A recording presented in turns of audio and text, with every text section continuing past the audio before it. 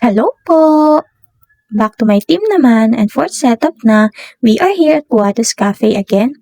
Mga 10 to 12 minutes away lang ata ito from our setup kanina.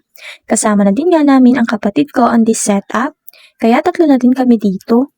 After nga ng unang aberya kanina sa setup namin, ay may aberya again on this setup. Minimal lang din naman at caring-carry solusyonan. At about balloons na naman, color ng balloon na naman. Again for the second time, pero this time ay di dahil magkaiba na naman kami ng perspective sa kulay, kundi kulang ako ng isang color sa balloons. Actually, meron naman ako, kaya lang ay konti lang. Yun pala dapat ang pinaka-highlight na color dito sa setup, which is ang violet.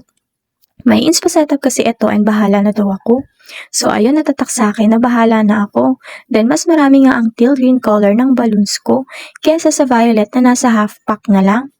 Nasa inspo din naman na may teal green pero mas lamang ang violet talaga. Akala ko ay okay lang. Not until in-approach ako na baka pwedeng mas ma-highlight daw ang violet color. And ayun, since mamayang hapon pa naman ang start at mahaba pa ang oras namin ay bumili muna kami ng kapatid ko ng violet color pa na balloons. Then si Papa ay iniwan muna namin para unahin niya na din muna gawin ang centerpieces. Humingi na nga lang din ako ng pasensya at hiyang-hiya ako kasi nagkamali na naman ako for the second time. Sorry po ulit. Nagawa naman ng paraan and ayan, pinang-accent na lang namin yung violet kasi halos patapos na din kanina. Kaya halatang halata na naka-highlight talaga ang teal green color. Pero ngayon ay halos pantay na din naman sila, o diba?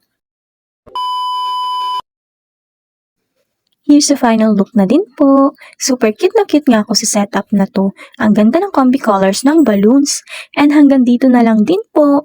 Thank you po and bye-bye!